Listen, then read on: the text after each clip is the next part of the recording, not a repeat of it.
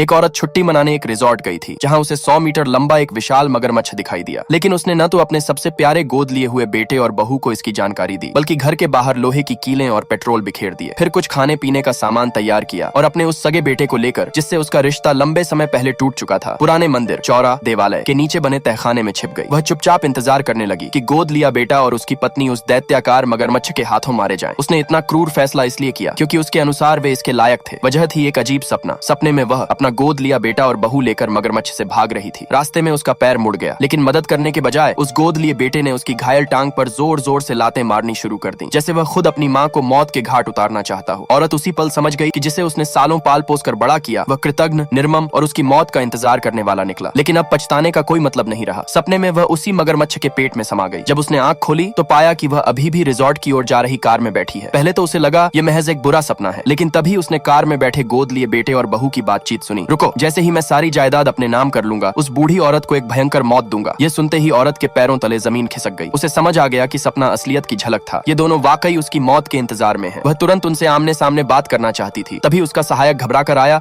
और बताया कि वापस लौटने वाली सुरंग अचानक धंस गई है। अजीब बात यह थी कि सुरंग की हालत प्राकृतिक नहीं लग रही थी, जैसे किसी भारी भरकम चीज ने उसे टक्कर मारी हो।